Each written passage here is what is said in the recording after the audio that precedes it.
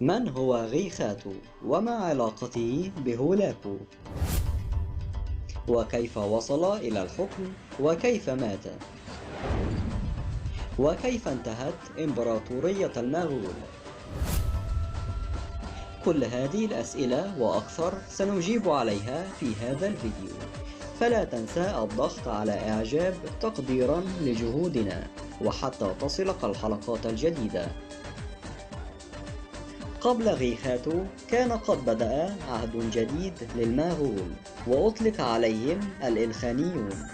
تعود تسمية الإلخانيون بهذا الاسم إلى هولاكو خان ابن تولي ابن جنكيز خان، وهي كلمة مكونة من مقطعين، إل تعني تابع وخان تعني حاكم، والمقصود أن حاكم الدولة الإلخانية تابع للخاقان، والخاقان هو الخان الأعظم لإمبراطورية المغول في الصين، إلا أن هذه التبعية ظلت اسمية.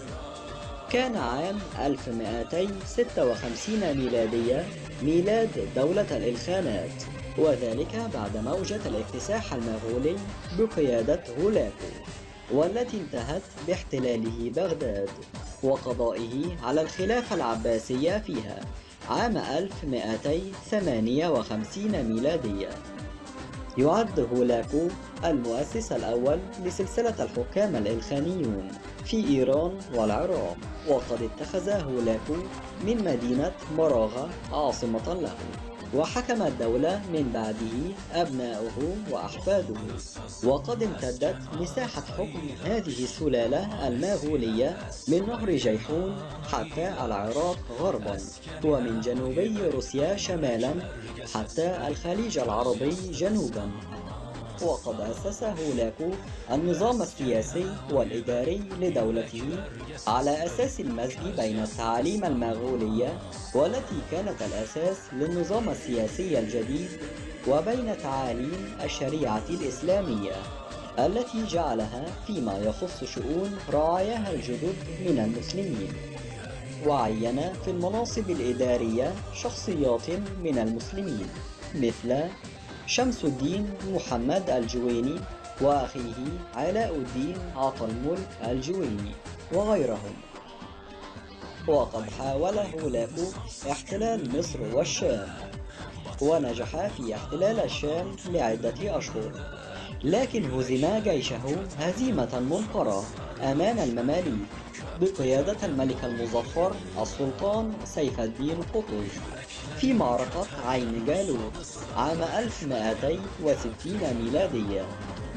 وبعد وفاة هولاكو عام 1265 ميلادية خلفه ابنه أباقا خان ونقل العاصمة إلى تبريز. صار أباقا خان في الحكم على خطى أبيه، وقاد عدة حملات ضد المماليك، لكنها لم تحقق ما كان يصبو إليه، ومات في عام 1282 ميلادية. ثم خلفه أخاه تقودار الذي اعتنق الإسلام وسمي باسم أحمد، لكن إسلامه جلب له أعداء الأمراء المغول، وهو الأمر الذي أدى إلى قتله عام 1283 ميلادية على يد ابن أخيه أرغون ابن أباقا خان، والذي تولى الحكم بعده. ونقل أرغون العاصمة من تبريز إلى مدينة الأرغونية، ولكنه توفى قبل اكتمال بنائها عام 1291. ثم جاء للحكم من بعده أخاه غيخاتو خان سنة 1291 ميلادية 690 هجرية. أعاد غيخاتو الإدارة إلى أبناء البلاد. اقتبس نظام التعامل بالنقود الورقية، ولكنها لم تلقى قبولا من الناس، فزادت المشكلة الاقتصادية سوءا، واضطربت الحياة العامة في تبريز وبغداد وغيرهما، مما أجبر الدولة على التراجع عن هذه الخطوة بعد شهور قليلة. وتسببت طبيعة وتصرفات غيخاتو في ثورة الأمراء الإلخانيين عليه، واستدعوا إلى العرش الأمير بايدو ابن طوغاي ابن هولاكو، وساعدوه على إطاحة غيخاتو وقتله. فلم يستمر غيخاتو على العرش طويلا، حيث ظل في الحكم 4 سنوات فقط، حتى تمكن ابن عمه بايدو من قتله عام 1295 ميلادية. وتولى بايدو العرش مكانه لأشهر معدودة، حتى قتل في نفس العام على يد ابن أخيه غازان ابن أرغون، حيث بلغ غازان ابن أرغون ما حدث لعمه غيخاتو، فاستعد بجنوده وأرسل رسالة إلى بايدو يطالبه بعمل تحقيق ليلقى قتلة غيخاتو جزاءهم. فلما لم يلقى جوابا دارت الحرب بين غازان وبايدو.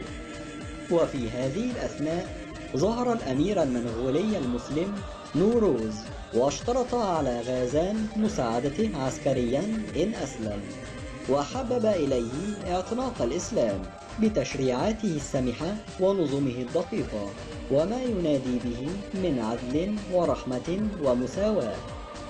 فأسلم غازان وتسمى باسم محمود، وسمى أخاه محمد بدلا من أولجايتو.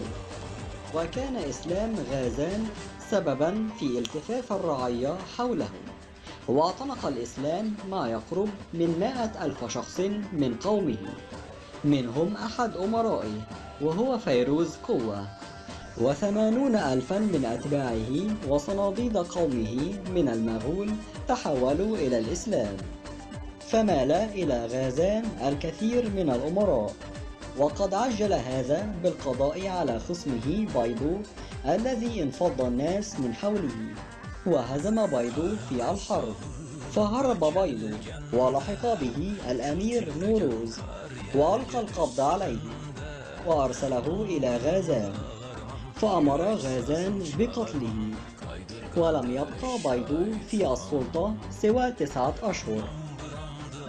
وبعدما توفى محمود غازان في عام 1304 حل محمد أخو محمود غازان في الحكم مكانه، واتخذ من مدينة السلطانية عاصمة جديدة للدولة، كما صار على سياسة أخيه محمود غازان، وتوفي في عام 1317. وتولى العرش من بعده ابنه أبو سعيد بهادر خان، والذي تعرضت الدولة الإلخانية عقب وفاته في عام 1336 للضعف والزوال، حيث كان الحكام 8 الذين اعتلوا العرش من بعده ضعاف شخصية، فكانوا ألعوبة في أيدي الأمراء المغول.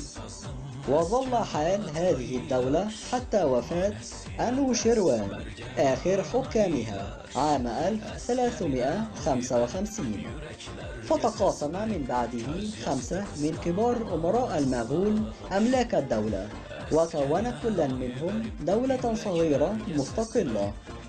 وبدأت هذه الدويلات تتنازع فيما بينها، ودخلت في حروب طاحنة، واستمرت على ذلك الحال حتى خرج عليهم تيمور لانك وتمكن من القضاء عليهم نهائيا. وكالمعتاد نشكركم متابعينا بكل ما هو مميز، فلا تنسوا تفعيل الجرس حتى يصلكم كل جديد، والسلام عليكم ورحمة الله وبركاته.